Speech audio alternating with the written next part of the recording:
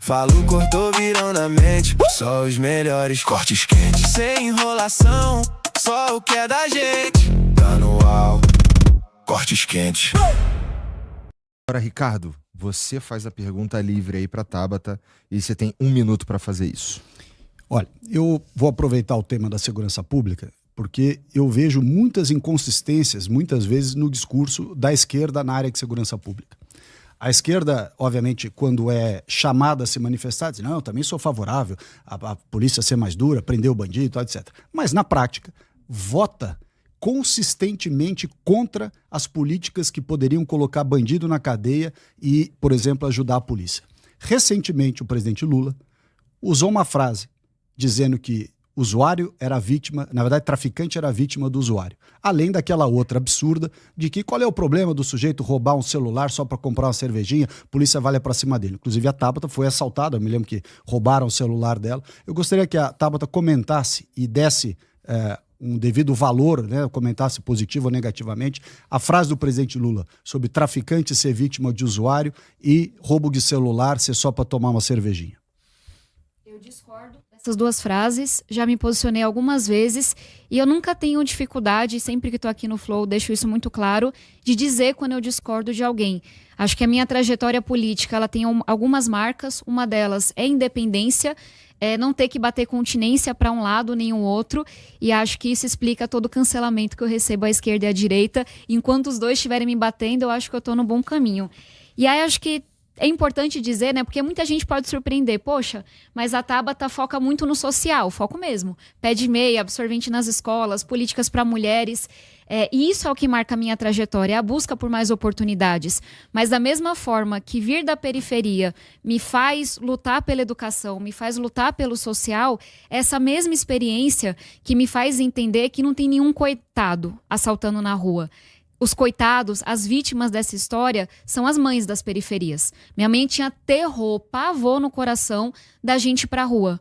Porque ela tinha medo que a gente se deparasse com um bandido, ficasse próximo de alguém, entrasse no mundo das drogas. Então eu tenho sim um discurso e uma prática até de votação que é diferente da maioria da esquerda, mas vem desse lugar de saber que as pessoas estão aterrorizadas e elas merecem que a gente faça algo para protegê-las. E acho que onde que eu difiro dos extremos, né? Quando você olha mais à esquerda, você vê um foco muito no social, beleza. Quando você olha mais à direita, você vê um foco muito na repressão, beleza. E parece que as pessoas não entendem que a gente vai prezar dessas duas abordagens e um pouco mais. Tem que entrar sim e reprimir o crime organizado. Tem que entrar sim e colocar o bandido na cadeia. O que não dá para fazer é o que acontece no Rio de Janeiro. O que aconteceu? A polícia entrou, matou geral e foi embora. E, tipo, não é que foi embora e depois vieram outras pessoas representando o governo. No dia seguinte, a população estava pagando taxa de gás de internet pro crime. As mães estavam com medo de levar o filho para a escola do mesmo jeito. Quem é da periferia que faz um BO? Quem é da periferia que faz uma denúncia? Não se faz. Porque você mora no mesmo lugar, você volta para o mesmo lugar. Se tem alguém que tem pavor a bandido, é quem vem da periferia. Muitas vezes não pode dizer, né? Porque está sendo ameaçado. Porque a família mora no mesmo lugar. Eu sei o que é isso. O tanto que a minha família foi ameaçada na campanha Prefeitura de São Paulo, de eu ter que andar com carro blindado, escolta e não sei mais o quê. Minha mãe, inclusive, porque eu estava tendo coragem de denunciar a entrada no crime na política. E aí, para além da repressão e sim do social de mais oportunidades, tem todo um trabalho, gente, que é usar a cabeça, inteligência. Crime organizado é lógica de mercado, de lucro. Se a gente não fechar o posto de combustível, que o PCC está lucrando mais lá do que está lucrando com a venda de droga, a gente não entendeu nada. Se a gente não for atrás do peixe grande, que está na política, na Faria Lima, e tentar sufocar a forma que o dinheiro está transitando, a gente não entendeu nada e eu acho que os dois lados estão sem entender muita coisa. Boa. Ricardo, você tem 2 minutos para tua réplica. Veja, eu acho que o maior peixe grande aí do grande crime que saqueia o Brasil, rouba dinheiro das escolas, da saúde, né, dos correios, do transporte, o grande peixe grande está sentado na presidência da República. Ele foi retirado da cadeia, esse sim, preso com provas e tudo, foi retirado da cadeia para ganhar do Bolsonaro. E junto com ele voltou para o governo toda aquela turma que saqueou o governo lá atrás. Então, quando a gente fala de crime organizado, eu sou totalmente favorável. Aliás, tem que descer o pau no crime organizado. Prender dono de posto, prender dono de empresa que lava dinheiro, que falsifica combustível, que falsifica bebida. Né? Não tem bandido do bem, bandido do mal. Bandido da direita, bandido da esquerda, bandido amigo, bandido inimigo. Quem é bandido tem que pagar. Mas quando a gente fala da violência que bate na porta das pessoas, portanto, o bandido de gravata tem que pagar até mais, na minha opinião, porque ele atinge muita gente ao mesmo tempo. Mas o bandido do crime de sangue, de rua, esse precisa de repressão e é esse que está sendo liberado diuturnamente. Quando eu falo das contradições do discurso da esquerda, é porque, de fato, a Tabata fez aqui uma defesa de uma posição que, do ponto de vista formal, é louvável. Mas o problema é quando você chega na prática, como diz a frase, o diabo mora nos detalhes. Então, quando você colocar, e quando nós colocarmos lá na Câmara dos Deputados para votar, que vai acontecer já já, a pergunta, deputada Tabata Amaral, a senhora vai votar contra as saidinhas? A senhora vai votar para acabar com as saidinhas de Natal, Dia das Mães, dia disso, dia daquilo? Primeira pergunta. A resposta é sim ou não. E por quê? Segundo, vai votar contra as audiências de custódia, né? Tem gente que é presa e é solta 30 vezes, 40 vezes. Então tem que acabar com esse mecanismo da audiência de custódia e criar uma regra em que crime hediondo não tem audiência de custódia, não solta na custódia. Reincidente não solta na custódia. Tais crimes, tais, não solta na custódia. Eu duvido que alguém da esquerda vá votar essas duas medidas. Fim das saidinhas e fim, justamente, dessa frouxidão das audiências de custódia, e a Tabata pode se manifestar. O deputado precisa estar mais antenado com o que acontece em Brasília, porque a gente já votou para restringir a saidinha no nosso Brasil e eu votei a favor dessa medida. Foram algumas votações, inclusive teve um veto, votei pela derrubada do veto e estou apresentando um conjunto de projetos com o deputado Pedro Paulo, justamente para a gente poder fazer algo a respeito desse prende e solta. É pouco tempo, mas bora correr. Eu acho engraçado que sempre a resposta é e o Lula? E aí eu poderia falar, e a denúncia de que o Bolsonaro é ligado à milícia, mas eu acho que ninguém aqui está interessado nesse tipo de assunto. Enfim, 30 segundos, mas tem uma coisa que eu posso até trazer em outra pergunta para ser justa e você responder, que é a questão da PEC da bandidagem. Para mim foi o maior absurdo do Congresso Nacional, votei contra, obviamente, para blindar político corrupto, criminoso, de investigação, de ação penal, e o deputado simplesmente não votou. Dava para votar online de qualquer lugar do mundo e ele não votou, e para mim isso foi a prova de fogo de onde estava cada um. Boa. Então, agora, muito obrigado aí pelas perguntas e respostas. Tabata, você faz mais uma pergunta livre para o Ricardo, por favor. Dado que ele falou e o Lula, eu vou falar, mas eu vou jogar para ele, porque eu sou gentil, vou fazer um gesto aqui. O Salles vem se colocando, me corrija, como pré-candidato ao Senado. E a gente tinha, antes dessa palhaçada toda do Eduardo Bolsonaro, ele se colocando como pré-candidato ao Senado. E eu sei que o Salles e o Eduardo Bolsonaro disputariam ali um eleitor parecido. E até o próprio apoio da família Bolsonaro, que, enfim, acabou lhe abandonando na última, fez uma piada, não sei o quê, mas acho que vocês ainda são próximos. Então, queria entender, assim, será que essa não é uma boa oportunidade, e realmente é um gesto, de você falar para quem está nos acompanhando por que não votar no Eduardo Bolsonaro? Se você acha que ele é um traidor da pátria, e aí acho que a resposta é sim ou não, não é. Se você concorda com o que ele está fazendo nos Estados Unidos, com tarifaço, 4 mil empregos que a gente perdeu em 2 meses só na indústria aqui em São Paulo, então, e o Eduardo Bolsonaro, que pode ser teu concorrente? Eu acho, só depois quando você for falar, gostaria que você falasse da audiência de custódia, que eu acho que você esqueceu.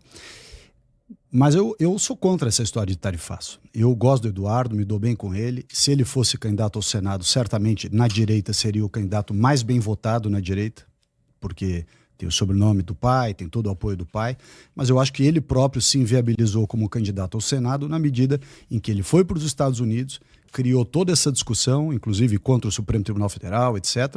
E vai ter agora, está para votar, não sei se foi já votado ou não, a abertura de um processo de coação no curso do processo contra ele. Portanto, tudo leva a crer que ele vai ter muita dificuldade jurídica, não só política, geográfica, de estabelecimento, vai ter muita dificuldade de ser candidato. Na ausência do Eduardo candidato, quais são os 2 nomes mais fortes à direita? O Meio e do Derrite, inclusive teve aqui no Flow ontem. Então, os 2 nomes da direita são justamente os 2 nomes que representam a linha mais dura contra o crime organizado, contra o crime em geral. Eu estou absolutamente tranquilo em relação a isso. Se o Eduardo fosse candidato, que eu acho que não será, repito, ele teria precedência, teria a maioria dos votos e provavelmente eu e o Derrite íamos disputar a segunda vaga do Senado à direita.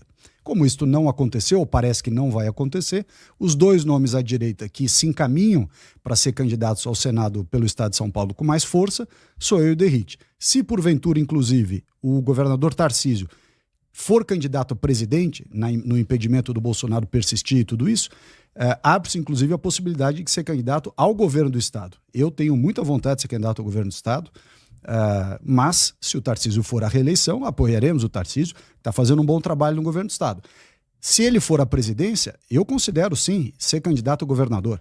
Então, essas duas alternativas, candidatura ao Senado, junto com o Derrick, se formos nós dois, candidatura ao governo do Estado, se politicamente essa for o caminho que se abre, ou que se abriria, com a ida do Tarcísio à candidatura à presidência. São Paulo não pode jamais cair na mão da esquerda. Um estado que nunca foi governado pela esquerda carnívora, foi talvez pela vegetariana, mas pela carnívora não.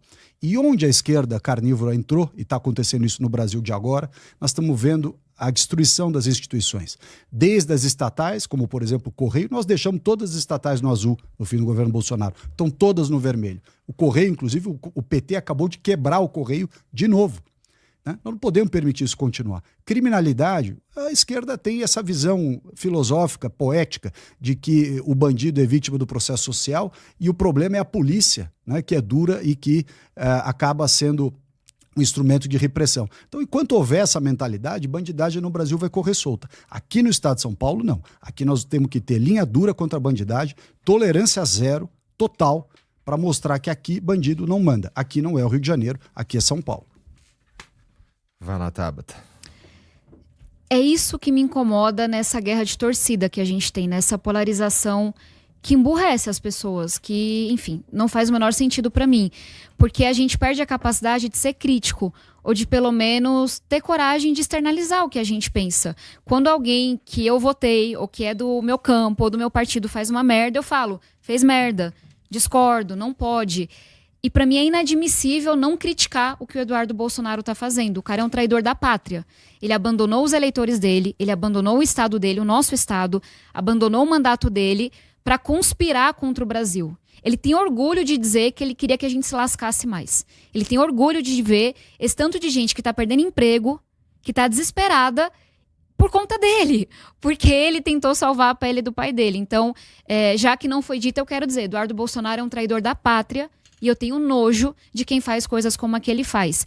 E aí, sobre a questão do Derrite, que foi trazida, acho que também é uma boa oportunidade.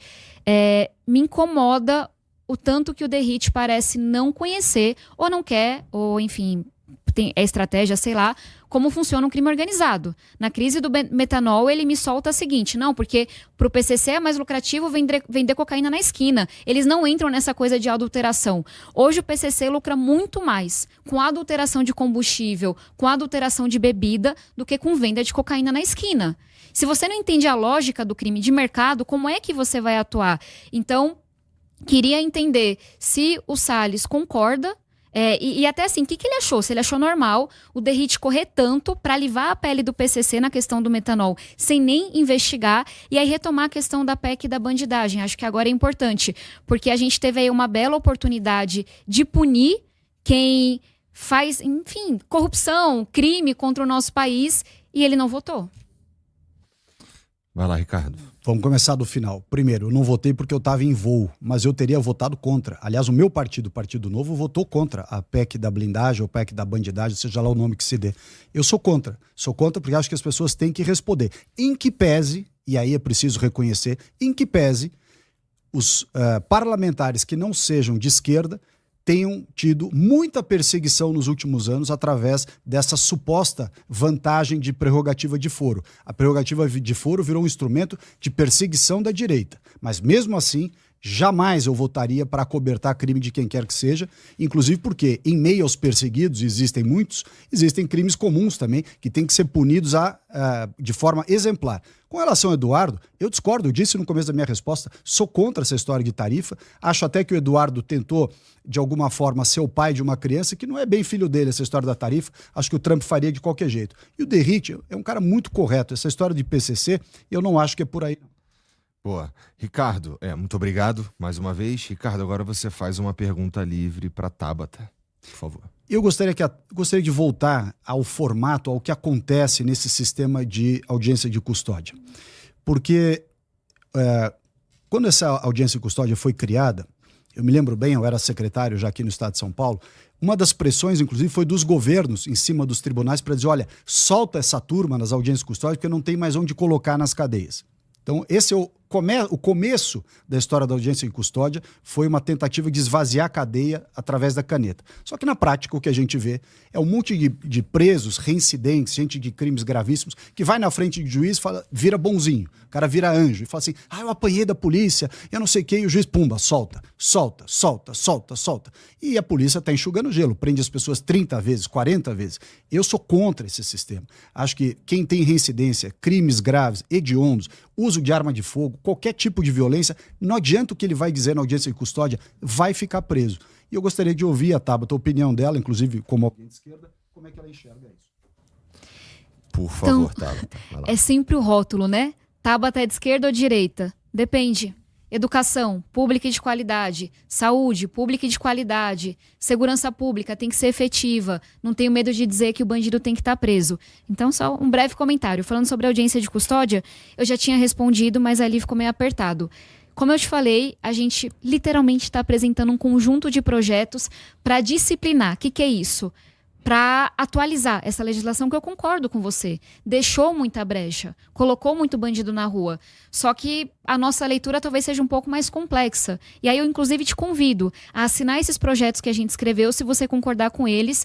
Acho que você vai concordar que o deputado Pedro Paulo não é um cara de esquerda, mas foi justamente nesse lugar de centro que a gente construiu isso, de entender que, cara, eu vou simplesmente acabar com isso, ou eu vou disciplinar. O que é disciplinar para quem está nos acompanhando? Vamos ver no caso a caso? Como você falou, vamos ver o histórico da pessoa que está ali? Vamos ver a reincidência dela? Vamos ver a circunstância? Porque o que mais tem em Brasília é lei simples, assim, que viraliza em um segundo e que não muda nada. Todo dia eu voto a favor, beleza, de aumentar a pena. Não muda nada, só aumentar a pena.